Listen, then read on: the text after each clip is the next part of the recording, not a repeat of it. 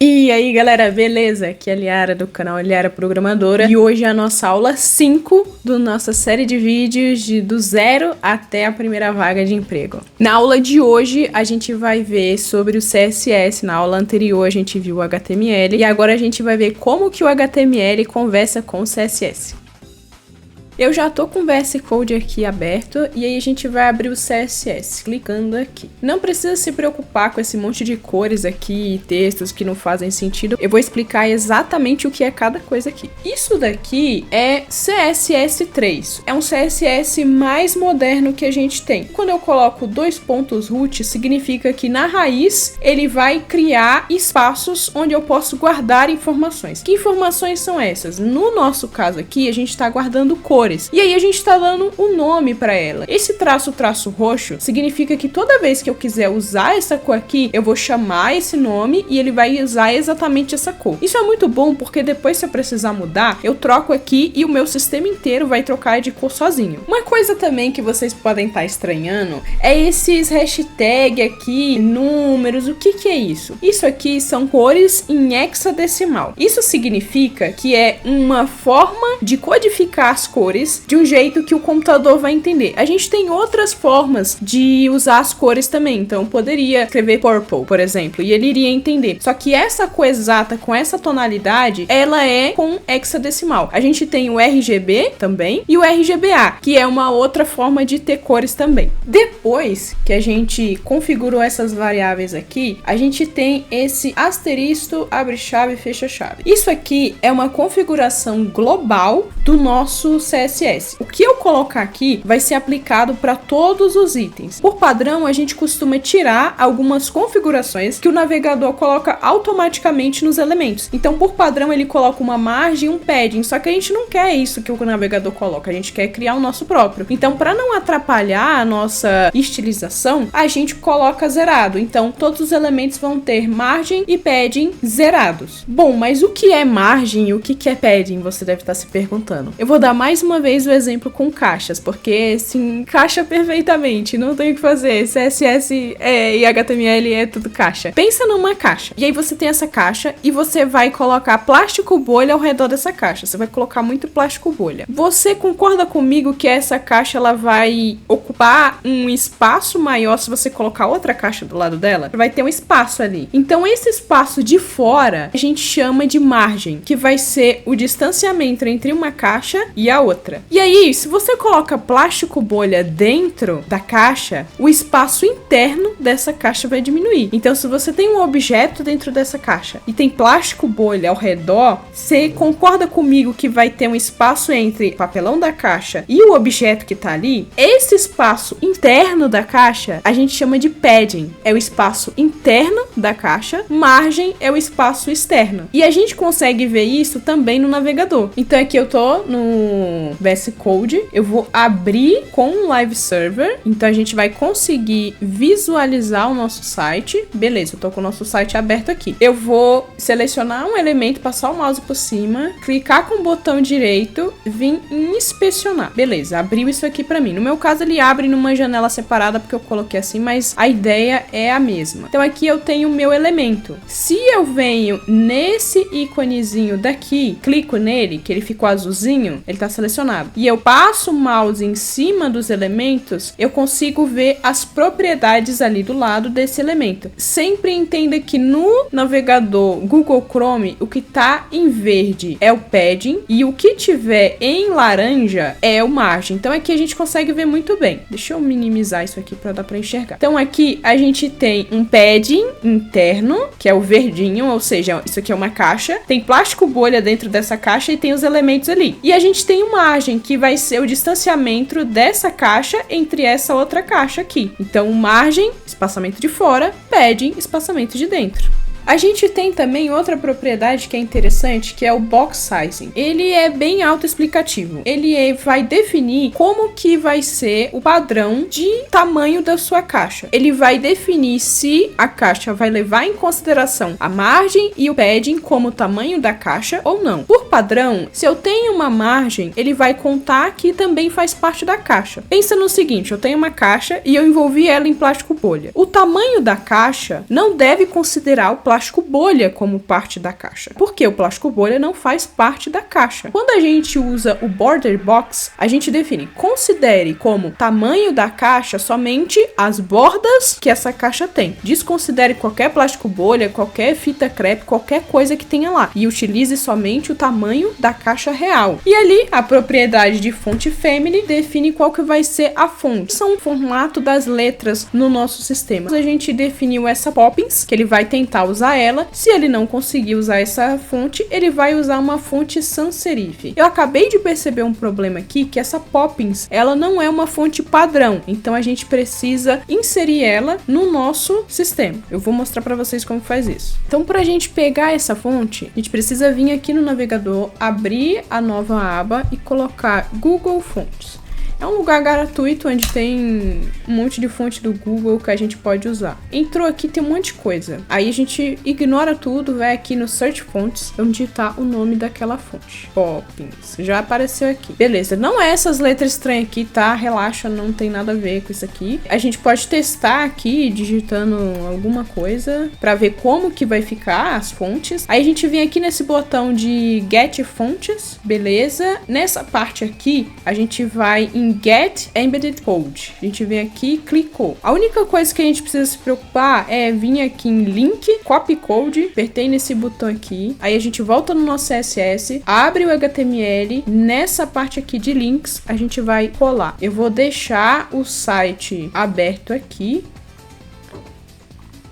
E eu não dei Ctrl Z ainda, tá? Eu não dei Ctrl Z.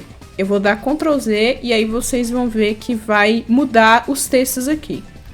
Pronto, já dá pra ver que mudou, tá com outra fonte agora. Então, de fato, agora a gente tá utilizando a fonte no nosso sistema. Como a gente viu na outra aula, essa tag link aqui, ela vai linkar o nosso código a algo externo, no caso, a fonte do Google. Bom, aí agora a gente vai pro body. Nada mais é do que essa tag aqui. Então, eu estou colocando estilizações para esse elemento. Nesse body, a gente tem algumas propriedades novas. O background, ele representa a cor de fundo. Então, se a gente volta no nosso site e vê aqui, ele tem essa cor roxa meio diferentona, né? É uma cor que começa escuro aqui em cima e vai ficando mais claro aqui embaixo. Isso a gente define com esse linear gradiente. Então, background é o fundo e linear gradiente é uma propriedade do CSS que serve para a gente definir um gradiente, onde a gente inicia em uma cor e passa para outra. A gente passa algumas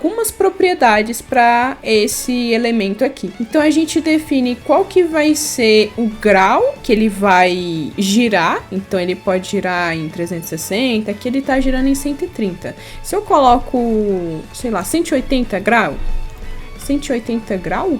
180 graus?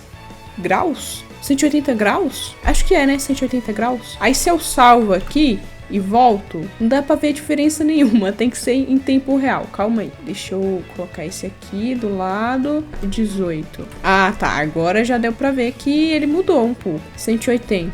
Ah, tá, ó, 360. Ele fica todo lá em cima. Os graus, ele vai definir a angulação do nosso gradiente. E aqui a gente define quais que vão ser as cores que ele vai começar e a cor que ele vai terminar. Então aqui eu defini que ele tem que começar no roxo mais escuro e que ele tem que ir pro roxo mais claro. E aí eu defino essas cores, né? Então se eu olho o roxo escuro, qual que é a cor roxo escuro? É essa daqui. É tanto que eu tenho a extensão aqui, que se eu passo o mouse em cima, ele mostra qual que é essa cor. Eu posso estar mudando por aqui. Então a gente usa esse var definindo, vamos utilizar uma variável. Qual variável que vai ser? Aí eu passo o nome da variável aqui. No final, o que ele está interpretando usa essa cor aqui. Então, isso aqui é exatamente igual a isso aqui. Só que de uma forma mais inteligente que a gente vai poder trocar depois, caso necessário. Aqui a gente faz a mesma coisa, usa a variável aqui da cor roxa, que é essa corzinha do roxo mais claro aqui. Eu poderia trocar para lilás, por exemplo. Lilás.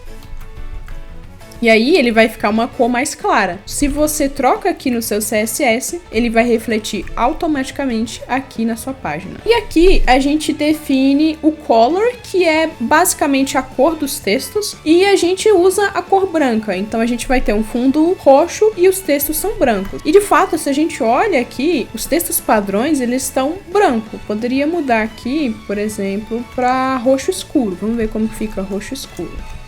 Roxo escuro.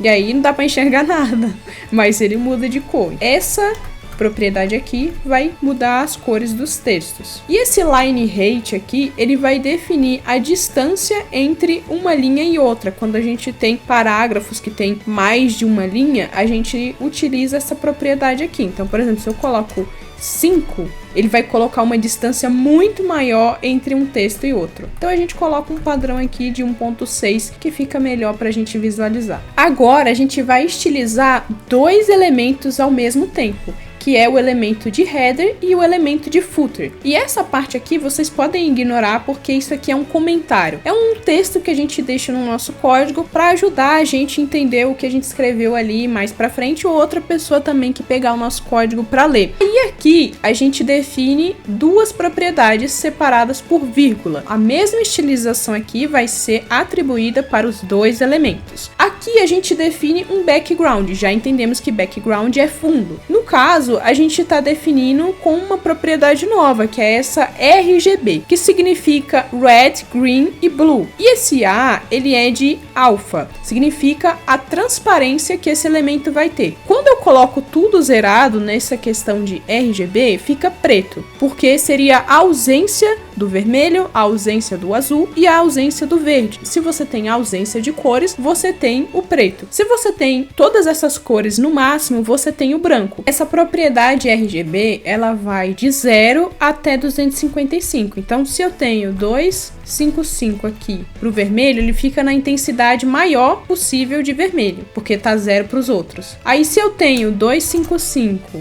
pro verde, ele fica o verde mais intenso, porque ele segue essa regra aqui, vermelho, verde, azul. Então, vamos fazer o teste aqui. Se eu tenho 255 pro azul, ele fica o mais azul possível. E aqui, esse alfa vai de 1 a 0, sendo 0 o mais transparente possível e 1 sendo o mais sólido possível. Então, a gente coloca algo entre esses dois elementos. Então, 0.5, por exemplo, ele vai ficar meio transparente, meio sólido. Aqui no VS Code, a gente tem essa barrinha aqui, onde a gente pode ir aumentando ou diminuindo isso de forma mais intuitiva. Então, você não precisa se preocupar necessariamente com o valor, você pode simplesmente arrastar aqui e ver algo que fique mais agradável para você. Tanto que se eu salvar aqui, o meu header e o meu footer estão nas cores azuis. Então deixa eu voltar como estava antes. Nossa, eu fiz muita coisa, calma. Outra propriedade também que a gente tem é o Text Align. Ele vai dizer aonde que o nosso texto vai se alinhar. Então, quando a gente está editando um texto no Word, a gente consegue colocar o título centralizado, o título à esquerda, o título à direita. Aqui é literalmente o mesmo princípio de você alinhar o texto. No caso, a gente colocou para alinhar o centro. E, de fato, o nosso texto no nosso header, esse texto aqui, está alinhado ao centro. E no footer também. E aqui a gente coloca um padding de 20 pixels. O espaço interno da caixa tem que ser de 20 pixels. Deixa eu inspecionar aqui. Calma. Colocar aqui pro lado. Aí eu venho nesse botão aqui e aí aqui eu vejo dentro dessa caixa de footer a gente tem um padding interno com espaço interno de 20 pixels. E com isso a gente fecha essa parte aqui de header e footer. Bom, aqui a gente tem a nossa tag main, que seria essa tag, abaixo do header, essa tag daqui. Então estamos estilizando essa caixa main aqui. Nela a gente está definindo uma largura máxima, que width é largura e max width é o limite de largura que esse elemento pode ter. Ele não vai passar da largura de 1100 pixels. Aqui a gente coloca um margem, só que a gente usa uma propriedade diferente, que é esse auto. Basicamente vai colocar de forma automática margens de uma maneira que vai centralizar os elementos. É tanto que, se a gente olha aqui o nosso site, e a gente vai no inspecionar, eu selecionei aqui a minha tag main e aí eu vou deixar o meu site em tela grande. Percebam que ele tá no centro. E aí eu venho aqui, seleciono o main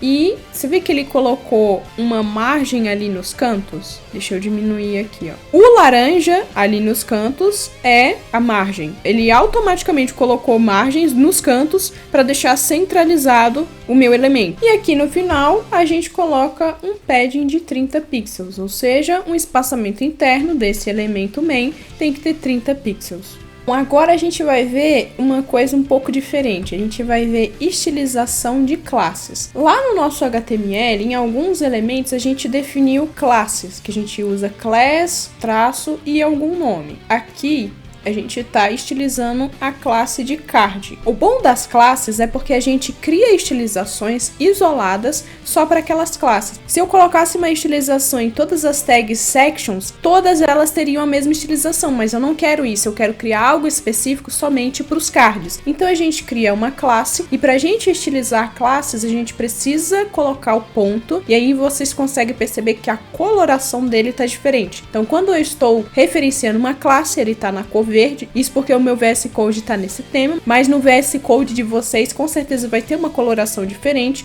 Então aqui o card, ele é para uma classe, por isso que ele tem essa cor verde, e uma tag direto, que não tem o ponto, ela fica nessa cor rosinha. Então é assim que a gente consegue diferenciar, quando você não lembra dos nomes das tags, o que é uma classe e o que é uma tag que está sendo estilizada aqui. Então aqui a gente está definindo um background, ou seja, uma cor de fundo, utilizando a propriedade RGB, ou seja, ele vai ter transparência. Então a gente está definindo essa cor aqui, que é uma cor branca com uma transparência, então fica um branco meio fantasmagórico. Aqui a gente tem uma propriedade nova, que é o Border Radius. Então, como a gente tem caixas, tem os cantos pontudos, e às vezes a gente quer dar uma arredondada nesses cantos, e aí a gente usa o Border Radius. Ele vai pegar o nosso elemento e deixar os cantos arredondados. Se a gente olha no site, de fato, os nossos cards têm as bordas das caixas arredondadas. E aqui a gente definiu uma margem, ou seja, um espaçamento de fora da caixa,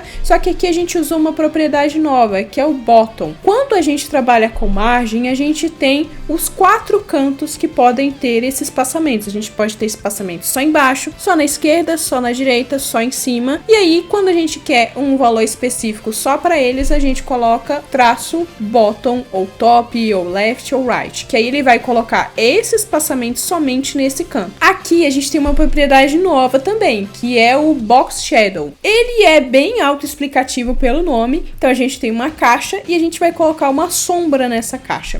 E aí o card, se a gente olha no nosso site, ele é essa caixinha daqui. Então, se vocês reparar, tem uma sombra aqui que tá até mal colocada, porque eu tava fazendo uns testes e eu esqueci de voltar, que tem uma sombra estranha aqui no fundo. Se eu mudo as cores aqui, por exemplo, eu venho aqui, eu vou trocar aqui, ó. Vou colocar vermelho, então eu posso colocar red, que é uma cor sólida. E aí a gente consegue ver que tá bem estranho essa sombra aqui. Então, a gente vai consertar isso agora, tá? Esse primeiro item aqui, deixa eu diminuir aqui. Aí eu venho pra cá aqui assim, e esse aqui, aqui. O primeiro valor aqui do Box Shadow é o posicionamento dele nas laterais. Agora ele tá com 100. Se eu coloco 10, ele vem mais pro canto. O segundo é de cima para baixo. Quanto maior o valor, mais para baixo. Quanto menor o valor, mais para cima. Se eu coloco 10, ele já fica melhorzinho. E o último valor é a cor. Então aqui ele ficou com essa borda vermelha. E aqui eu posso voltar com a cor que estava antes. Um roxinho bem mais discreto. Aí aqui a gente tem o Like Box, que é essa classe aqui. Eu não lembro aonde que ele fica, tá? Eu vou olhar aqui qual que é a classe Like Box, pra eu lembrar.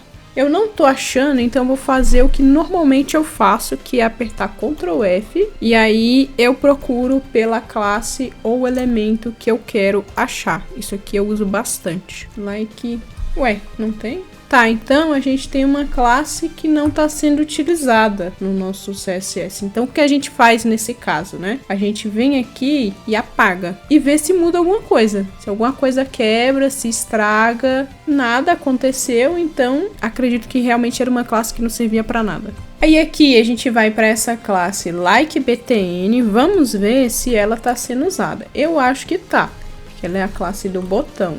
Não, também não está sendo usada essa classe aqui. Então o que eu faço com tudo dela? Eu apago e vejo se vai quebrar. Eu achei que era esse botão aqui, mas aparentemente não é. Eu acho que no botão eu tô usando a classe BTN direto. Vamos ver se a gente usa essa classe LikeCount aqui.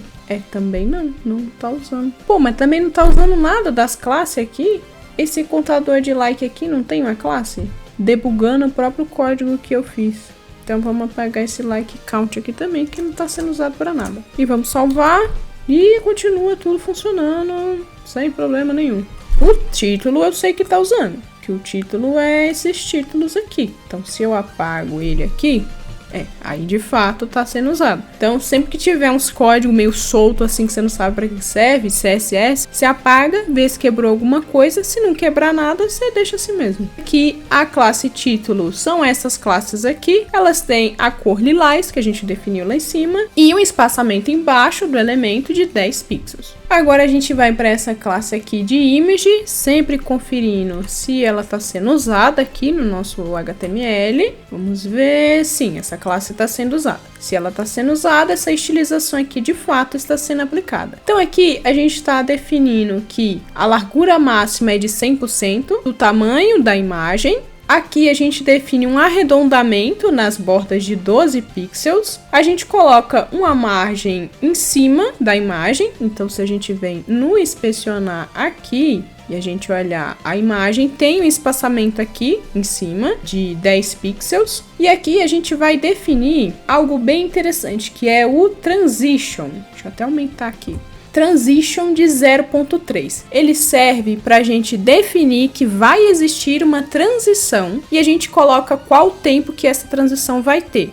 A transição que a gente quer, se a gente olha aqui no nosso site, a transição que a gente colocou é essa de passar o mouse por cima e ele crescer a nossa imagem. Isso é feito através da propriedade hover. Essa propriedade, ela vai ser sempre acionada quando o mouse passar em cima de algum elemento. E aí, o que deve acontecer quando o mouse passar em cima do elemento? Eu quero que esse elemento se transforme. O que eu quero que transforme nesse elemento? Eu quero que a escala dele passe de 1 para 1.05, ou seja, ele cresça. Então é isso que dá esse efeito de a imagem crescer quando a gente passa o mouse. E aqui eu coloco uma box shadow nessa cor aqui. Então se a gente reparar, quando eu passo o mouse, ele coloca uma bordinha lilás. E essa propriedade aqui de 20 pixels, ela vai definir quão sólida vai estar essa sombra ou não, se ela vai estar mais dissipada. Um exemplo é se eu coloco 120 aqui, ele cria uma luz, então ele dissolve mais essa sombra.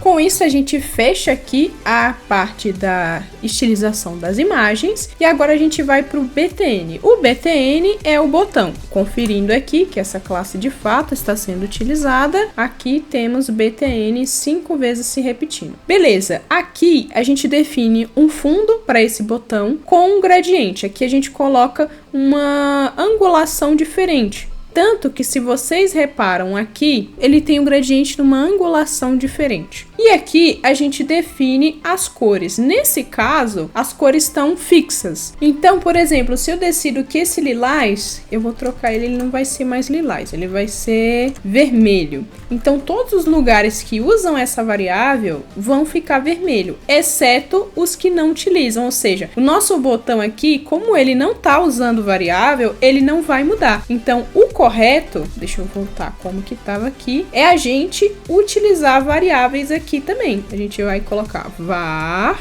abre parênteses, traço, traço, ele já completa aqui para mim, roxo, e aqui var, abre parênteses, traço, traço, lilás. Beleza. E aí agora a gente tem o botão, e se eu mudar essa cor lilás aqui para outra cor, por exemplo, black, agora o meu botão muda conforme o que eu defini aqui. E a gente tem mais trabalho para fazer porque esse daqui não mudou. Então a gente vai entender depois por que ele tá assim. Mas, deixa eu voltar aqui. E isso é bem importante, tá? De usar sempre as variáveis. Então, por exemplo, nesses casos aqui, eu não estou usando corretamente, porque o ideal seria eu definir uma variável nova aqui. Então, coloco traço, box, shadow, 2 pontos e a propriedade que eu quero. Beleza? E aí, no lugar de eu usar esse box shadow aqui, então vai ser var e o nome do box shadow. E aí, para esse botão aqui, temos 2 box shadow aqui. Temos esse box shadow mais clarinho e temos um box shadow mais escuro. Então, eu vou criar outra propriedade de box shadow dark, que vai ser, cadê esse box shadow aqui, ó.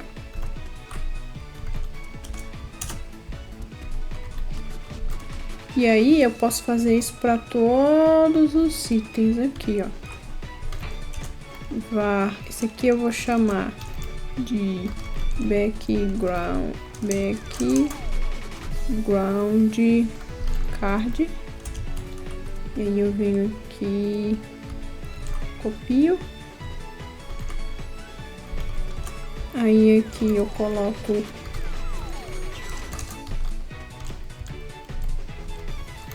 background normal.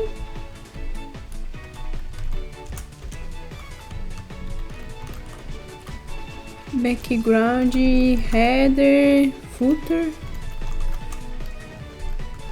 Não, só background.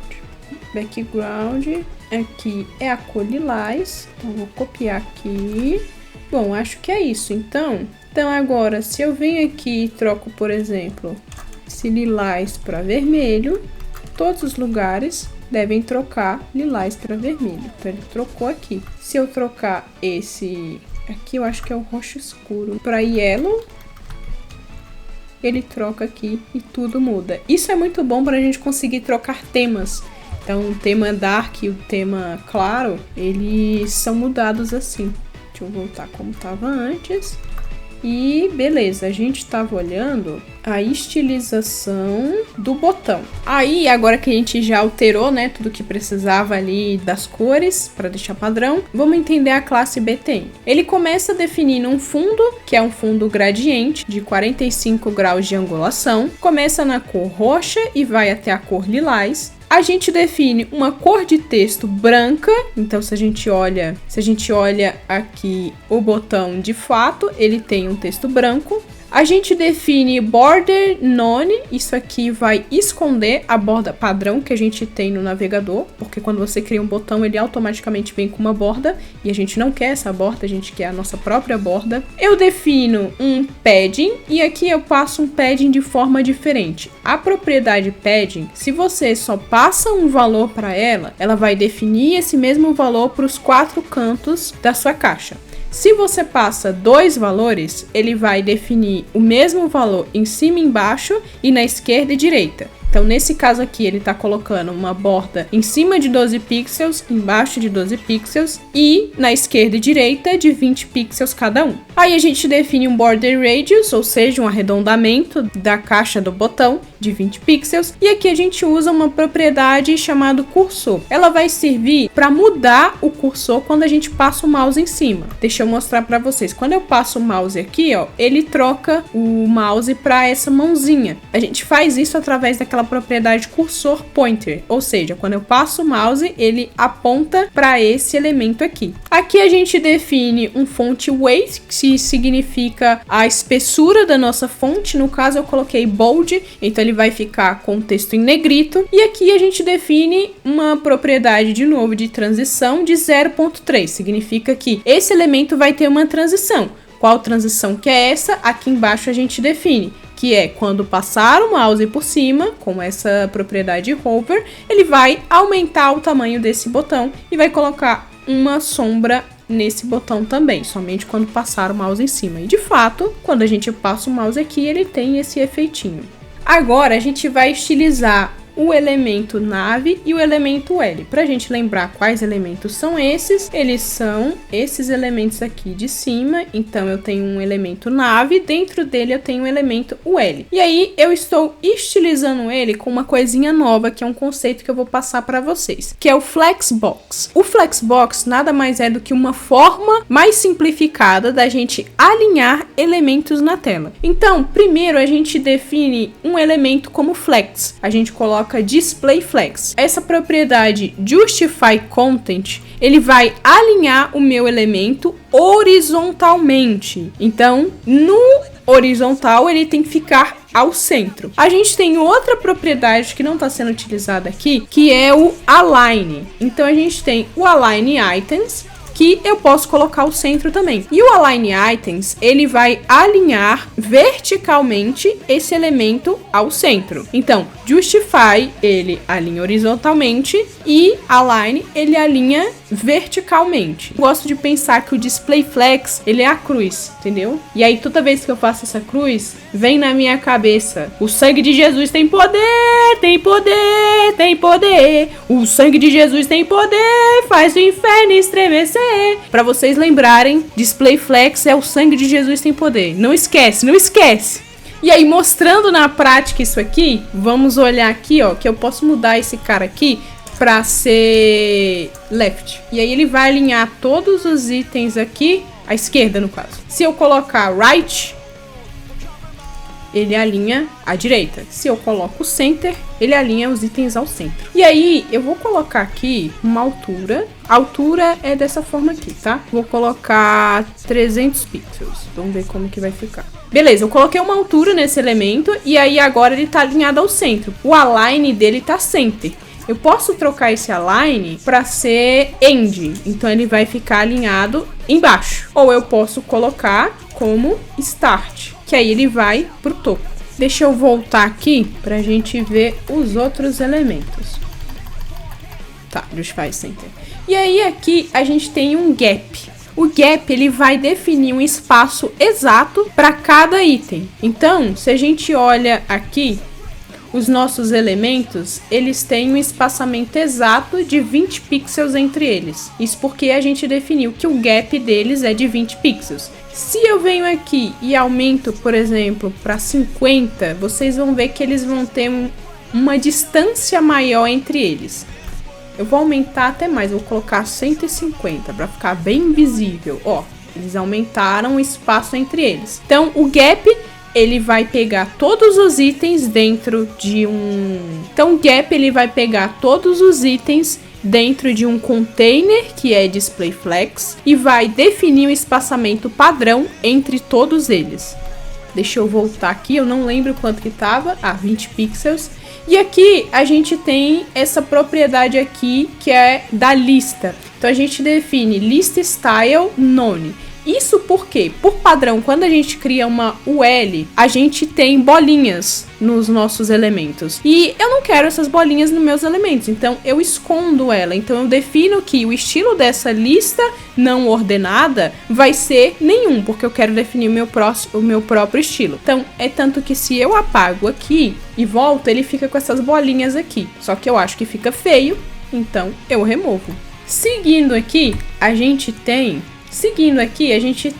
os nossos links. Então, dentro da nossa nave, a gente estava estilizando as listas. Os itens são listas não ordenadas. E agora a gente está estilizando os links, que é a tag A. Então, se a gente olha aqui, a gente tem uma tag A dentro da tag nave. Então, a gente define que esses links precisam ter a cor lilás. A gente remove a estilização padrão deles, que é com uma linha embaixo do link, e a gente define que ele vai ter uma fonte negrito. Então, se eu tiro isso aqui, pra gente mostrar como que fica, se eu tiro e mostro como que fica, ele fica com esse sublinhado embaixo, que normalmente é como os links vêm, que é a maneira como os links vêm por padrão no nosso HTML. Então, como eu não quero, eu defino a propriedade... voltei demais. Como eu não quero, eu defino a propriedade text decoration none. Daí aqui eu defino que essa tag AR vai ter uma transição. A diferença de você utilizar a propriedade transition ou não é porque com transition a gente consegue ter uma animação mais fluida, porque a gente passa para ele um tempo específico. Se a gente não define, ele vai ficar uma transição mais rígida e vai ficar uma transição não tão fluida assim. Então, nesse caso aqui, a gente não tá usando e a gente tá colocando aqui o texto vai ter uma sombra quando eu passar o mouse em cima. E, de fato, quando se passa o mouse em cima, ele tem uma transição. E vocês percebem que é uma transição bem direta, assim, ela é instantânea, né? Que é diferente dessa transição aqui, que ela é mais fluida. Porque aqui ele define que vai demorar 3 milissegundos para executar a transição. E aqui não, é instantâneo, é liga, desliga, liga, desliga. Então essa que é a diferença de você usar transition ou não no seu elemento.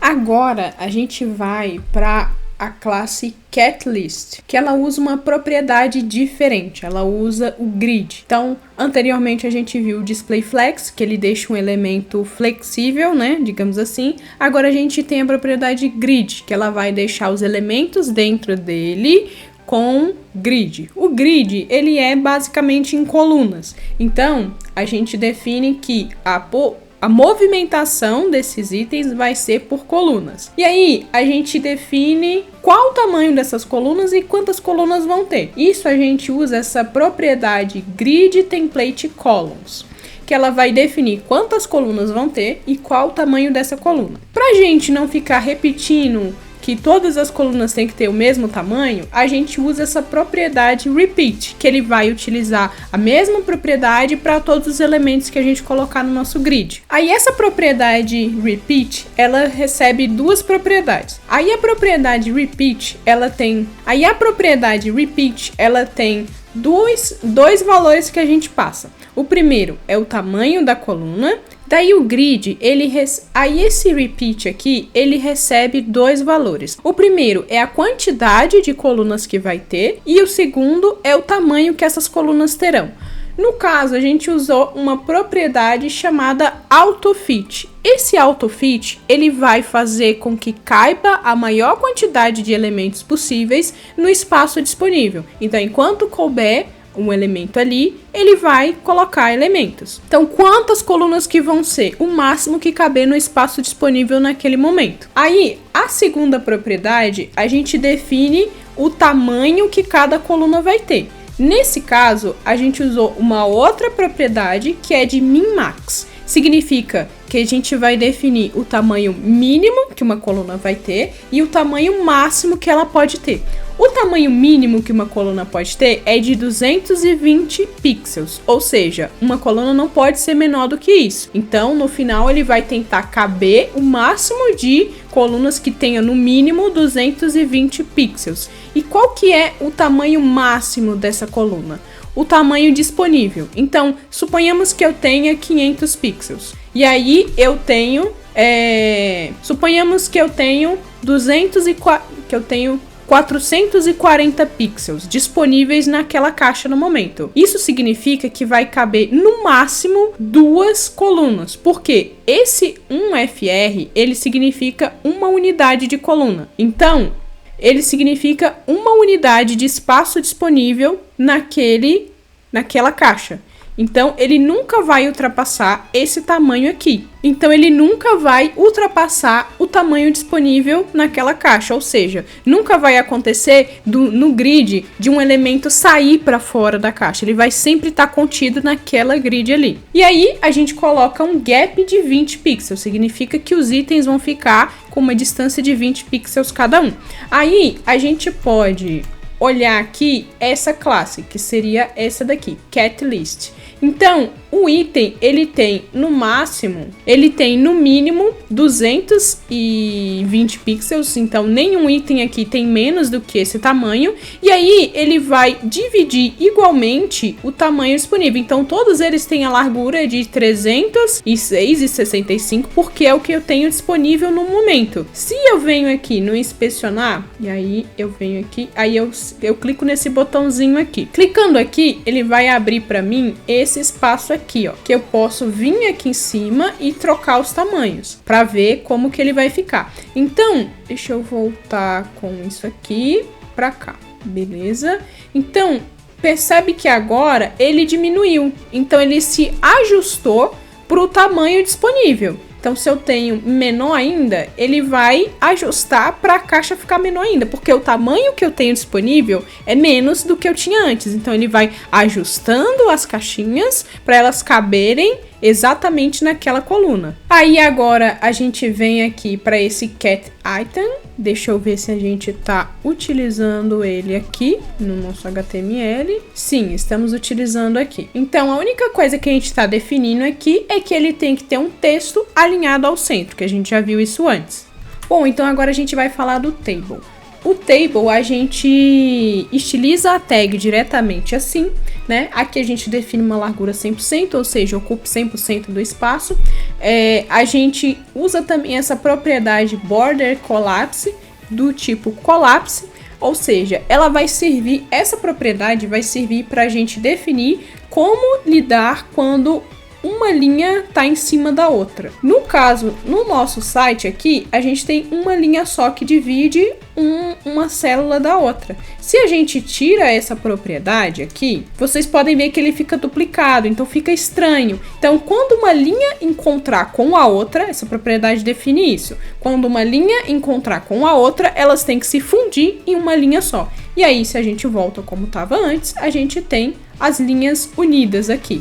Aí a gente vai utilizar o nosso table head e o nosso table data, colocando uma borda lilás neles de 1 pixel sólida, ou seja, ela tem que manter a 100% de opacidade dela na cor lilás. Aqui a gente define um padding geral de 10 pixels em todos os lados e que o texto tem que ser alinhado ao centro. Aí aqui a gente define a estilização do nosso form, que é esse formulário aqui, é uma estilização bem simples. A única coisa que a gente define é que os elementos dentro da tag form vão ser do tipo flex, que a gente vai mudar a direção dele, porque por padrão o alinhamento ele é um do lado do outro, na horizontal, só que a gente quer que seja um em cima do outro, então a gente muda o flex direction para column.